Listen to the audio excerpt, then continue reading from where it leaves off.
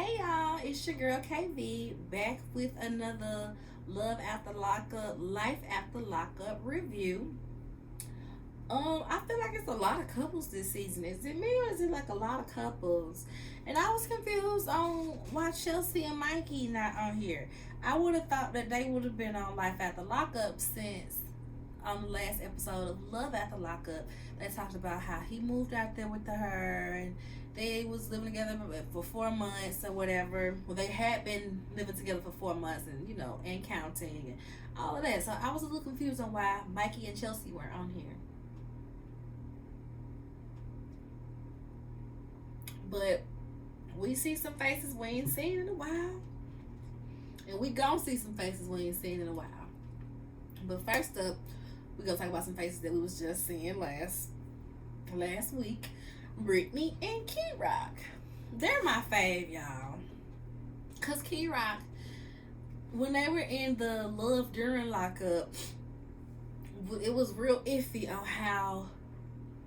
how we viewed Key Rock because he seemed OD controlling. The fact that he had his friend EB following her around, making sure she was going to school, and had the cousins or the brothers or whatever telling him what time she got home from work or whatever.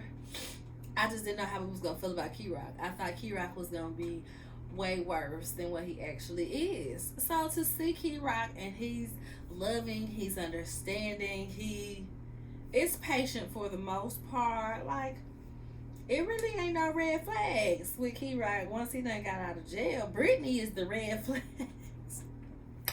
If we gonna keep it a buck, Brittany is the red flags. The way she's trying to force him into doing this egg retrieval and getting off his hormones to, give her eggs so that they can have a baby. They're like 22 and 24 years old. Like, relax, y'all got time. The way she quit school because she want to be there to take care of Key Rock at every moment of the day, as if Key Rock is not a grown person and don't have a mama right there in the house that y'all live in that could help him do stuff. So Brittany is the red flags, and Key Rock, I love me some Key Rock, y'all. So Key Rock is ready to propose. He pulls his mom to the side and tells her she is so excited. She goes in the house and brings out a family heirloom. I think she said it's her grandma, his great grandma or great great grandma, the ring. And she pulls out the ring. I'm like, baby, that ring is very modern day. Somebody had money back in the day. If this is the ring that great great grandma had, they had money, because that ring was a diamond. It was not, it wasn't like a tiny diamond. Usually when you see a family heirloom that done been passed down for so many years, it just looks, it looks a little more vintage. It looks a little more like this is what the times were. And it's more designs than diamonds, if you catch my drift. So it was a nice ring. I said, oh, you could definitely propose with that. Like, not that Brittany would have rejected any type of ring because she just loves Key Rock down, but it was a nice ring to be a family heirloom. So Key Rock is talking about how Brittany is very traditional, so he does want to get somebody's blessing before he proposed. But her parents are not supportive of their relationship, so he don't know what he gonna do about that. So he tells her that they going out for a romantic date. I thought they said dinner at first. Then they was talking about horseback riding. But they finna go on a date. She's dressed up. She got her heels on and all that stuff. He packed a bag with the change of clothes, change of shoes, and all that. And as they driving, he said something about, I know you're not used to this neighborhood or something like that. And she's like, it's fine. I love the hood and this, that, and the third. And somehow they get on the topic about back in the day when she was like a day old or a week old or something. Her dad was jumped by 7 dudes. And Key Rock says, yeah, 7 black dudes, right? And she looks at him like, why would you say that? Why did you have to make the emphasis on them being black? She gets offended. Key Rock is like, well, maybe that's why he don't want to meet me, because I'm black and he remembers getting jumped by these 7 black dudes. She's like, no, it has nothing to do with the fact that you're black. It's because you're trans. It might be because you're trans and he, probably want her to be with a natural man, have babies the natural way, all these other things. Like, that's, how parents feel so responsible for their children's sex lives and who they like, and they take it to heart when it's not what they saw for them. And, they have all these feelings and emotions about their child's personal life. So, it's not because you're black, it's because you're trans. So, they talking about horseback riding. Okay, we're gonna go horseback riding. She's like, oh, okay. How'd you find out about the horseback riding? Key-Rock over there nervous in the mud. The internet. She was like, why are you screaming? The way he said it, y'all, you could just tell he was so freaking nervous. So they finally pull up to the place. And she's like, this is a small ranch. What kind of ranch is this? This ranch looks small. Like, where horses and stuff at? They get inside. Key-Rock done tricked her. They really going skydiving. They going skydiving. And Brittany is not really with it. And I'm with Brittany. Are you crazy? Why would you take me to go jump out of a plane? Like, a perfectly good plane. I ain't really with it neither. I do zip lining and stuff like that, but skydiving, that is not a thing on my bucket list, personally. So, they filling out the paperwork. It's plenty of paperwork, and she's like, look, not responsible for injury or death. And she's just not really feeling it. But she feel like Key-Rock wants a ride or die, so she got to be a ride or die. She got to be down for whatever. This is Key-Rock's way of saying, well, prove it to me that you love me and you down for me through whatever, Brittany. And Brittany is just like, I love you and I'm down for whatever. He's like, I don't even know what the date is. What's the date? The date we die? The date of our death? I was crying laughing because I'm like, that is definitely something that I would say in that situation. So he's like, okay, let me go. I gotta go get my other pair of shoes. Let me go get my other pair of shoes. He goes outside, and I guess he got her phone and his. And he calls her abuela, her grandma, on the phone. Grandma only speaks Spanish, so he got his phone on the side trying to translate. He's using Google, just how do you say this in Spanish. So he is, saying these different phrases. I love Brittany, this, that, and the third, yada, yada, yada. And Grandma's like, you see the subtitles, you despise Brittany? Why? And he's like, yeah. But Grandma figures out that he didn't mean to say despise. He probably meant this word because he's going on and on about how he loved her. He want to be with her for the rest of his life. And he asks for her hand in marriage. Grandma approves, and they get on off the phone, and he goes in. They're getting ready to go skydiving. So I'm wondering, is he going to propose to her after they hit the ground or before they jump out the planes? I wonder how that's going to be. Hopefully we see that next episode. So the next couple is Chevelle and Quaylin. Now, we ain't seen them in a while. They had broke up for a while. We saw them on the Where Are They Now little 30-minute series they be doing on the side. And she was talking about how Quaylin had cheated on her, and she didn't want that for her and her daughter, Maila. It's Maila. And she moved, I think, but then her and Quaylin ended up getting back together like after a year. He had proposed to her, and they all good now. So she's out with her friend, and she's scared because Quaylin cheated in the past, and they were separated for like a year, but now they engaged. So she's just hoping that he don't revert back to that. She's with her friend. It looks like they're flower shopping, and she's telling her about how the moms don't like each other. The moms are the problem in the relationship. Now, Quaylin and Chevelle are perfectly fine, but the mamas be at each other's throat.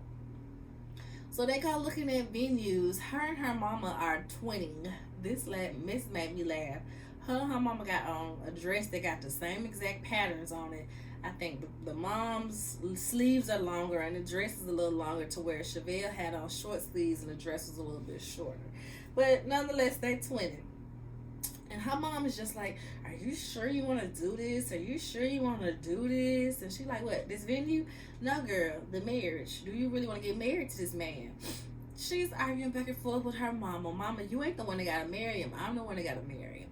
And that's so real. Like, if your child, even if you feel like this is a big mistake that your child finna go upon, is she in imminent danger? Is he beating on her? Is he, being mentally, verbally, financially abusive? No, well, let her make her own choices. Now, when it's abuse in play, I'm not opposed to people inserting their opinion. But if it's not, you just don't know if this was a good person or whatever, voice your opinions once. If they still with it, get over it. Get over it. She grown. She got her life. So they see the venue. It looks like a nice venue. There's one room that's going to be used for the ceremony. Another room is going to be used for the reception. Everything's nice and crisp white and everything. And the lady says the venue is $25,000, y'all. $25,000. I'm like, does that include the table, the chairs, the security, the parking, the glassware, the plates? What all does this 25K include? I need to know. Because it was a nice space, but it didn't look big for no 25K. But the mama was like, y'all the ones paying for it, whatever. By this time, Quaylen and his mama are there. And the mama's just kind of being catty back and forth. Her mama's like, whatever, y'all the one paying for it, but I'll be there. His mama said, yeah, you'll be there in the back. And I'm like, what you mean in the back? How you gonna put me in the back? This, that, and the third. The mamas is arguing. They about to fight. They about to truly get to fighting, y'all. It was a real hot mess. Hot mess. So we'll see what happens with them next episode. Next we see Eris and Cameron. Is it Eris or Eris? I think it's Eris. Y'all, not that I think Cameron is a bad guy. He doesn't seem like a bad guy per se, but he seems very childish. So to be marrying him when you already got a child for him to look after and y'all about to have a child, it's just like, okay. But you can tell that their relationship was going to be a ghetto mess because he got out, got sent back to jail within like a week or so. And the night that he got sent back to jail was the night that he was planning on proposing to Eris. So he had the ring when he got locked up. And when she came to get him out, he wasn't back locked up for a long time. I think it was just like 2 or 3 weeks, maybe a month, something like that. I can't remember how long it was. But when she comes to get him out of jail, this was on the previous series, when she came to get him out of jail, she had on, I can't stand them little ratchet titty shirts, y'all. The shirts where it looked like titties, and the titties on the shirt had nipple piercings. And that's what she had on. And he proposed to her right in front of the jailhouse. It was an omen. Okay? Because everything just seems ghetto from there. So their scene opens up. He's in there playing video games with her daughter, which the daughter likes him. She just feels like, he's childish. Even the daughter can kind of spot that he's very childish. We see Eris in the back, and it's just baby stuff everywhere. It looks like she's trying to get the baby room together or whatever. And she calls Cameron back there to help her. She calls him back there, and they're talking about how they got to move. So I'm like, oh, they're not even getting baby stuff together. They have to pack up and move.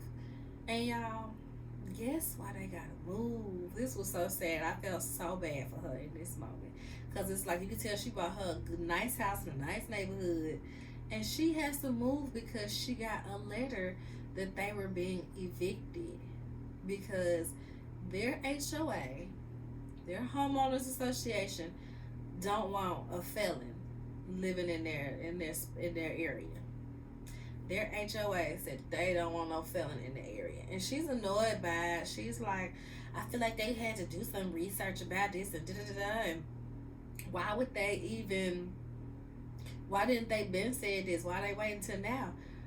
Girl, because they probably check every 3 or 4 months or so. They run everybody's name, or once you added him to the lease and they looked it on up and saw that He just got out of jail. He's a felon. Oh, those were felony charges. Yeah, y'all gotta get out of here. Not that I agree with the HOA, but it's like those are the things that you have to think about when you get a place with an HOA and when you get in a man fresh out of jail. Just the way the cookie crumbles sometimes. So they're talking about how they have to find a place to live, and he's in his confessional talking about, well, she's stressed about the move and everything, but her being stressed don't compare to me being overwhelmed with just getting out of prison and being a dad and this, that, and third. So why are you comparing y'all's problems? It was just so unnecessary, and it shows you how childish Cameron can be. So he had like he got a good surprise for her. He got a surprise for her. He gonna take her to show her somewhere to live. They get there. Y'all, they pull up to a daggone mobile home park. He took her to a mobile home park, y'all. He wants to buy an RV for them to live in. He's talking about, well, as soon as she have the baby, I gotta get back on the road, and I just feel like this would be the best thing because I can take them with me. You think that this pregnant woman, or at that point, this woman with a fresh out the womb baby and her teenager, preteen child is going to want to be in an RV with a 1 bedroom. The little girl is like, I feel like Cam always has dumb ideas. He's always doing something stupid. Why is the child the one that's like, yeah, he always doing stupid stuff like this? And I'm like, he is truly a child himself. I just cannot believe she got pregnant and married this man.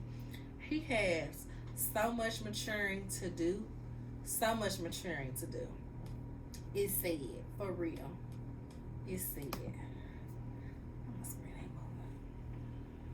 So next we see Taylor and Chance, another couple who ain't have no business getting pregnant and getting married. Well, I don't even know if they married, but getting pregnant and being together. So they in the hardware store buying gloves, and he wants to buy $160 paint sprayer, and she's like, no, we're not buying that. She currently is in business for herself making epoxy tables. But he wants to do full scale construction, renovations, all that stuff like that. She's annoyed by it because she's like, you don't upsell people on fixing a wall and all this other stuff if they only want a table, if they just come and buy a table. So they go to a customer's house, and she, is like, where do you want the table? How big do you want the table to be? What color you think you want? Yada, yada, yada. Chance is walking around this lady's kitchen looking at the windows, looking at this, looking at that, and he sees where like somebody did some repair, but it don't look like they, were the neatest at the repair. So he's like, so what happened over here? Yeah, you want us to do that for you? I could just knock all that down, do a new wall, do this, that, and the third. And Taylor is like, Chance, that's not what we here for. And the customer's like, I didn't know I was getting a whole new wall today. You can tell she's very off-put by this, because like, why you doing all this? Taylor just ends up going outside. She makes him go outside. Brother, can you just wait outside? He gets outside and he gets a phone call, somebody threatening him about the money that he owes them. Come to find out, this is somebody that he was locked up with, and they were in business together in jail. And I guess he said he borrowed some money from the dude. Dude said, you owe me $1,000, and you think you gonna escape me? You ain't gonna escape me. You better give me my money. Chance is stressed out because he said we're barely making any money as is. So like the little bit of money we got going to the kids, going to the house, going to the bills. Now I got somebody on my butt about this $1,000. He gets upset that he got this phone call. So when he gets off the phone, he rushes into the customer's house and rushing her, telling her that we gotta go, we gotta go, we gotta go. And it was just so ridiculously rude and annoying because why are you rushing her from talking to a customer? Like she said, we work in a space with me making these tables where people, word of mouth is everything. So if she can't refer me, she don't want to refer me because you acting all crazy and ridiculous. Like, what I'm supposed to do with that? You just messing up the money for us in general. And this made me think of a show that I currently watch that I do not review and I will not review, but I'll talk about it a little bit here. This made me think of Bell Collective this week, y'all, where Letitia and Glenn were having the meeting with the bankers. She wants to be, I can't remember what she's doing for them. Was it like project manager to press or something? She talked about some ads, so I'm not really sure exactly what it was. But he comes into the meeting late, talking about, yeah, you know, I gotta be fashionably late and stuff like that. He comes into a business meeting late, and when he gets into the business meeting, he's like, yeah, I need to talk to you for a second. Can we have a minute? And they sitting there because I guess they figured if you need a minute, you gonna get up and go to where y'all can go to talk. I don't know this building to just be walking around this building so y'all can go away and talk. And they started sitting right there in front of the people. And he like, yeah, so what about the contracts? Da, da, da, da. What about this and what about this? She's like, are we really talking about this right now? They get up and go to the back and argue about how he is mad that he would be getting paid through her company versus him being paid directly, and she ain't paying him enough and it's supposed to be this. And all this while the people right there across the room or in the next room waiting on y'all to finish business. Those two, that's what that made me think of right there. You trying to involve your husband in your business dealings, and he probably gonna mess it up for you. So how about you just don't? So while I'm here on this little break, it's the other couples we supposed to be seeing on this season that we will see. Justine and Michael, and Michael is the one who the little French Montana knockoff. Him and Justine always dressed alike, and he take her to every business meeting, every show, everything with him. I believe they're pregnant. We also have Sarah and Sean with they mess and they little baby. I saw Destiny in the previews, but I can't remember who Destiny was with. I can't remember her name. But we'll see Destiny, who previously used to be with Sean. So anyway, back to the last two couples are people that was just on the previous season of what's that? Love at the Lockup.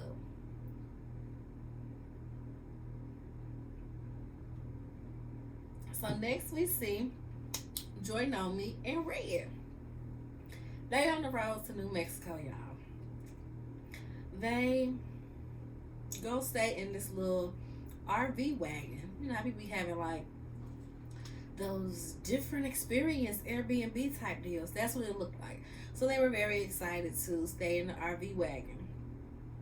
My first thought as I'm watching their little story on here, because they go out to a little spot to play games and to eat and just spending all this money, and I'm like, Journami, where you get all this money from? You had to pawn your family heirlooms, you said, to buy a plane ticket, but now you got money for the break room, you got money for these little RVs, you got money for what's it called, Big Texas little fun house or whatever. You got all this money and stuff, but you had to pawn your family heirlooms. So that kind of annoyed me. So, when they wake up the next morning, he's like, you gonna go get the coffee and the food? Yeah, he gonna go get the coffee and the food. And I guess while he was out doing that, well, first we saw him call his bestie Julie, and let her know that he gonna be gone. He moved. And I guess while he was also out, that's when he bought the ring. They showed like a little snippet of him buying a ring, and it looks like he bought it at that same little convenience store that was right next to the RV park. Bought her like A little $30 ring. I'm gonna just withhold my comments on that. So he proposes. She's all excited. Yes, I'll marry you. They do all the kissing. People see it. They start cheering for him. Whoop de whoop. Lastly, we have Melissa and Louie. Melissa is another one who gets on my nerves so bad. Louie don't even be doing nothing wrong, and she just be doing the absolute worst, the most, y'all. So he came to New Jersey to surprise her. He goes to the bar that she's working at, and she in there flirting. Sitting holding hands across the bar with somebody talking and stuff. And when she sees him, she, pulls back like, hey, what are you doing here? She's not excited to see him at all. So he's very much annoyed. They go to the side, they talking, and he's like, I expected a different reaction from you. And she's like, yeah, but you're always like springing things on me. The card, the visit, like, why can't you just tell me stuff? And it's like, he said you told me to be a man and to man up and to show you what I really want, and I'm doing that, and you still not happy. And they're like, oh, she's like, I am happy. I just don't like surprises. Whatever, girl. She's like, well, let me see your teeth. And he's like, and she laughing. She's still kind of making fun of his teeth or whatever. He was like, what? You wanted me to have just the 4 teeth in my mouth? Like, why are you tripping now? She's like, no, I just want my money's worth, is what she tells him. So, she gets off work. They get to her house, and she puts him in the guest room. He's like, where should I put my things? You can put your things in the guest room for now. He annoyed by that, but whatever. She goes in the kitchen and is cooking like some spaghetti or something. We see her pull out the noodles, and then she pulls out a bag of frozen meatballs. And he's like, frozen meatballs? My mother would never. That's what he wanted to say. Donna would never feed me frozen meatballs. She said, you were in jail. I'm sure you've had worse. He was like, no. He was so disgusted by the frozen meatballs. And when I saw that bag of frozen meatballs, I'm like, ooh, if he tell Donna that she made him some frozen meatballs, Donna is gonna be like, see, that's why you need me. She ain't good enough. She don't even cook from scratch. Donna would have never fed him no frozen meatballs. And you could tell from the look on his face. So they go fix their place. They go sit down and talk in the living room while they eat. And she steady is fussing at him and arguing with him about him living with his mom. And it's like, girl, he just got out of jail a few months ago. Do you want him to get a place of his own and be paying rent and paying bills there for a year before he come out to live with you in Jersey? It just don't make no sense. Like, she don't make no sense. And I get it in the sense of she feels like, well, if he used to have his mom do everything for him, he gonna move here and expect me to do the same. Girl, he just got out of jail. It's just a matter of what makes sense right now. So she's also still mad that he just works at the pizza place. And I'm like, girl, you a bartender. How you mad that he flip pizzas and you wait tables? You fixing drinks. Like, what? Then I had to rewind because I'm like, surely she has another job if she's being that judgmental about him flipping pieces and him not having some corporate job or something. And it did say she was like a mail carrier or something like that. But I'm like, girl, your job ain't even paying all your bills, but you making fun of what he could be able to get fresh out of jail. Just annoying. Melissa is so annoying. I want Louie to leave her and never look back. Go find you a little down south woman like your mama said. Donna ain't steering you wrong in this fact. Leave Melissa alone. She is so annoying, insufferable, overbearing, and ridiculous. Leave her alone. So that is all of this first episode of Life After Lockup. Look like it's gonna be a decent season. Like I said, we seeing some more people next week, I'm sure. Seeing some faces we ain't seen in a while, and I was like, it's truly a lot of colored people on this season. So might as well. I wonder why Brittany and Ray, remember the black couple Brittany and Ray, where Ray had all that restitution to pay?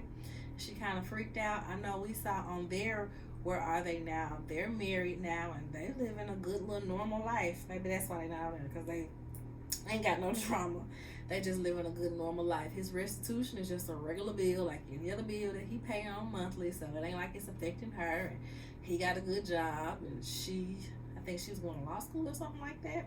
But yeah, so I guess that's probably why they ain't up there, because they just living a normal, stress-free, drama-free life. But all right, y'all, I've been on here for 30 minutes now. Dang near an hour with the other video too. So let me get out here and do some other things with my day. Hope y'all enjoy the review. Make sure you like, thumbs up the video, comment if I missed anything, and subscribe to the channel if you aren't already. Bye.